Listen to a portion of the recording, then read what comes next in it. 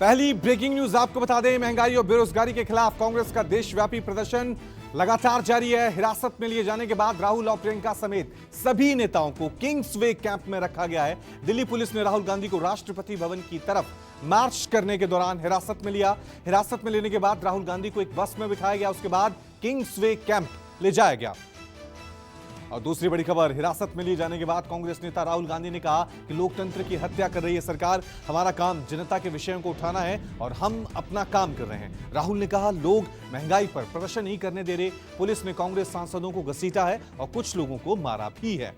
और तीसरी बड़ी खबर आपको बता दें, कांग्रेस मुख्यालय से निकलते समय कांग्रेस नेता प्रियंका गांधी को पुलिस ने रोक लिया है। प्रियंका ने इस दौरान बैरिकेडिंग तोड़ते हुए पीएम हाउस की तरफ आगे बढ़ी। महंगाई के खिलाफ विरोध प्रदर्शन के दौरान प्रियंका को जबरन हिरासत में ले लिया गया और इस दौरान पुलिस और कांग्रेस नेताओं में झड़प भी हुई। प्रियंका ने कहा कि सरकार को महंगाई दिख नहीं रही है, जनता महंगाई से परेशान है। विरोध प्रदर्शन के दौरान काले कपड़ों में संसद पहुंचे कांग्रेस सांसद। इस दौरान सोनिया, राहुल, प्रियंका, राजीव शुक्ला समेत कई बड़े नेता काले कपड़ों में नजर आए। कांग्रेस सांसदों ने विरोध दर्ज कराने के लिए संसद से राष्ट्रपति भवन तक मार्च निकाला। राहुल गांधी की अगुवाई में कांग्रेस ने मार्च शुरू किया। इस दौरान कांग्रेस महासचिव प्रियंका गांधी ने कहा कि महंगाई बेकाबू हो चुकी है, सरकार को इसको लेकर कुछ करना होगा। राहुल गांधी ने प्रेस कॉन्फ्रेंस कर मोदी सरकार पे बड़ा हमला बोला है। राहुल ने केंद्र सरकार पे तानाशाही का आरोप लगाया। कहा, संसद में बोलने नहीं दिया जा रहा है, गिरफ्तार किया जा रहा है, देश के लोकतंत्र को खत्म किया जा रहा है। आज देश में 4 लोगों की तानाशाही है। गांधी परिवार लोकतंत्र के लिए हमेशा से लड़ता रहा है। मेरे परिवार ने देश के लिए जान दी है। मेरे ऊपर जितना हमला होगा हमें उतनी ही मजबूती मिलेगी। और छठी ब्रेकिंग न्यूज, कांग्रेस के प्रदर्शन के बीच बीजेपी नेता रविशंकर प्रसाद ने राहुल गांधी पे बड़ा हमला बोला। कहा, राहुल गांधी झूठ बोल रहे हैं। प्रेस कॉन्फ्रेंस के दौरान राहुल घबराए और सहमे हुए थे। महंगाई और बेरोजगारी की चर्चा एक बहाना है, ईडी को डराना धमकाना है। रविशंकर प्रसाद ने आगे कहा कि राहुल गांधी की दादी ने देश में इमरजेंसी लगाई थी, जिसमें बड़े बड़े संपादकों को जेल भेज दिया गया था। और 7वीं बड़ी खबर, राहुल गांधी के हिटलर वाले और निर्मला सीतारमण पर दिए बयान से भड़के गिरिराज सिंह। गिरिराज सिंह ने कहा कि राहुल गांधी और कांग्रेस को हिम्मत थी तो निर्मला सीतारमण के सामने मुद्दे को उठाना चाहिए था। राहुल गांधी के काले कपड़ों पर गिरिराज सिंह बोले, खुद का इतिहास काले अक्षरों में लिखा है, इसलिए राहुल ने काले कपड़े पहने। खुद वैट कम करते नहीं हैं और महंगाई पर काले कपड़े पहन रखे हैं। और 8वीं बड़ी खबर आपको बता दें, बीजेपी के प्रहलाद जोशी ने राहुल गांधी पे जोरदार हमला बोला। कहा कि राहुल गांधी नकली गांधी हैं और इनकी विचारधारा भी नकली है। इमरजेंसी को लेकर हमला बोलते हुए प्रहलाद जोशी ने कहा कि हास्यास्पद बात यह है कि आपातकाल लगाने वाले लोकतंत्र की बात करने जा रहे हैं। आज जो कुछ भी हो रहा है वो भारत के कानून के तहत हो रहा है और इसमें राहुल को सहयोग करना चाहिए। महंगाई और बेरोजगारी के खिलाफ कांग्रेस के प्रदर्शन में पहुंचे अशोक गहलोत ने सरकार पर निशाना साधा। कहा, डर के चलते लोग बोल नहीं पा रहे हैं। महंगाई, बेरोजगारी और जीएसटी का सरकार ने जो बहाना कर रखा है, लोग इससे दुखी हैं, लेकिन सरकार यह समझना नहीं चाहती है देश में लोकतंत्र बस नाम का बचा हुआ है। बीजेपी की तिरंगा यात्रा पर अखिलेश यादव का बड़ा बयान। कहा, भारतीय जनता पार्टी तिरंगा यात्रा के बहाने दंगा भी करवा सकती है, सबको सतर्क रहने की जरूरत है। संघ पर निशाना साधते हुए अखिलेश यादव बोले, तिरंगा यात्रा निकालने वाले ये बताएं कि आज तक संघ के मुख्यालय पर तिरंगा क्यों नहीं लगाया गया। समाजवादियों ने हर जगह तिरंगा लहराया, लेकिन संघ के कार्यालय में तिरंगा क्यों नहीं है। 4 दिवसीय दौरे पर दिल्ली पहुंची ममता। आज पीएम मोदी और राष्ट्रपति द्रौपदी मुर्मू से मुलाकात करेंगी। सूत्रों के मुताबिक पीएम मोदी के साथ बैठक में ममता बनर्जी पश्चिम बंगाल के जीएसटी बकाये पर चर्चा कर सकती हैं। ममता बनर्जी नीति आयोग के सत्र में हिस्सा लेने के लिए आई हैं। प्रधानमंत्री मोदी 7 अगस्त को नीति आयोग की संचालन परिषद की बैठक की अध्यक्षता करेंगे, जिसमें कृषि, स्वास्थ्य और अर्थव्यवस्था से जुड़े मुद्दों पर चर्चा होगी।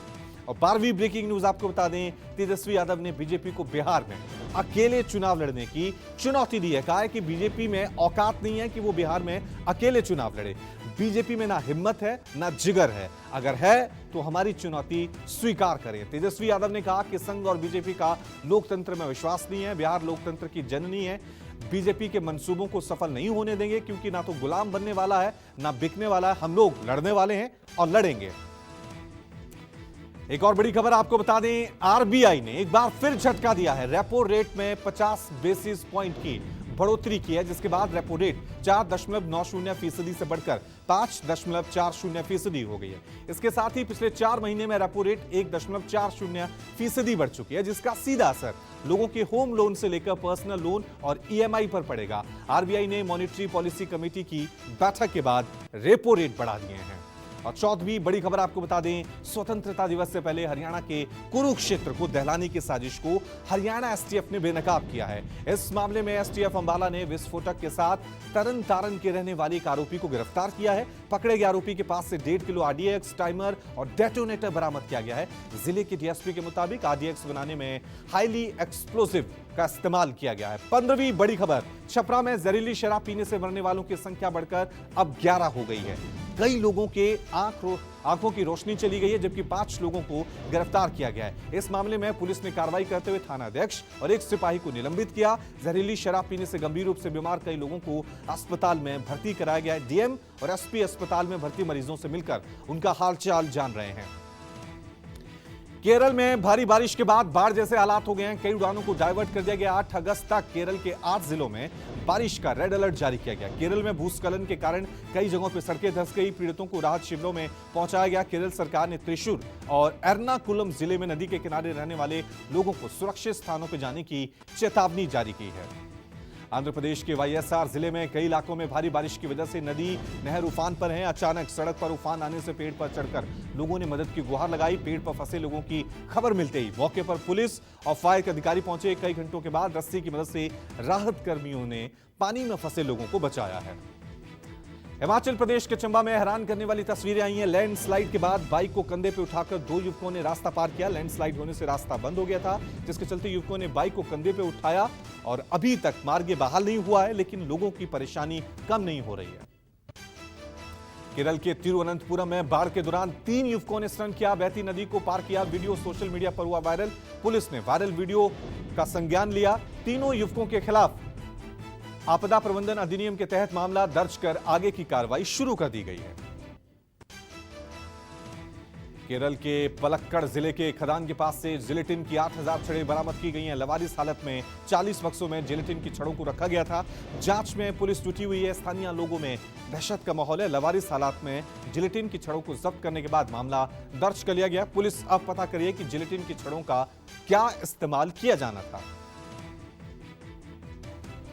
भारत ने स्वदेश विकसित एंटी टैंक गाइडेड मिसाइल का महाराष्ट्र के अहमदनगर में सफल परीक्षण किया। युद्धक टैंक अर्जुन से निशाना लगाया। इस मिसाइल से युद्धक अर्जुन टैंक की मारक क्षमता 2 गुनी हो गई है। परीक्षण के दौरान मिसाइल ने 2 निशानों को सटीकता से नष्ट किया। डीआरडीओ की उपलब्धि पर रक्षा मंत्री ने वैज्ञानिकों और सेना को बधाई दी। कॉमनवेल्थ गेम्स 2022 में भारत का शानदार प्रदर्शन जारी है। 7वें दिन भारत ने 2 मेडल अपने नाम किए। सुधीर ने पैरा पावर लिफ्टिंग में जहां गोल्ड मेडल जीता, वहीं लॉन्ग जंप पर श्रीशंकर ने सिल्वर मेडल हासिल किया। श्रीशंकर ने 8 मीटर की बेस्ट छलांग लगाकर यह उपलब्धि हासिल की है। मौजूदा कॉमनवेल्थ गेम्स के एथलेटिक्स इवेंट में भारत का यह दूसरा मेडल है। इन 2 मेडल्स की बदौलत भारत ने कुल पदकों की संख्या 20 हो गई है। वहीं मेडल टैली की बात करें तो ऑस्ट्रेलिया पहले नंबर पर कायम है।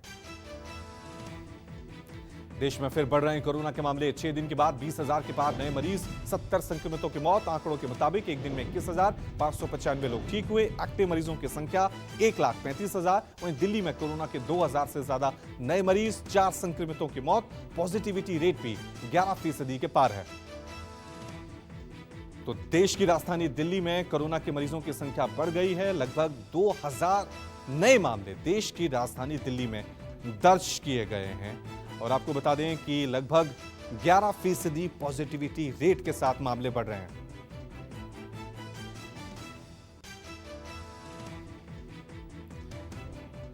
तो 3 बजे की 23वीं ब्रेकिंग न्यूज हम आपको बता रहे हैं।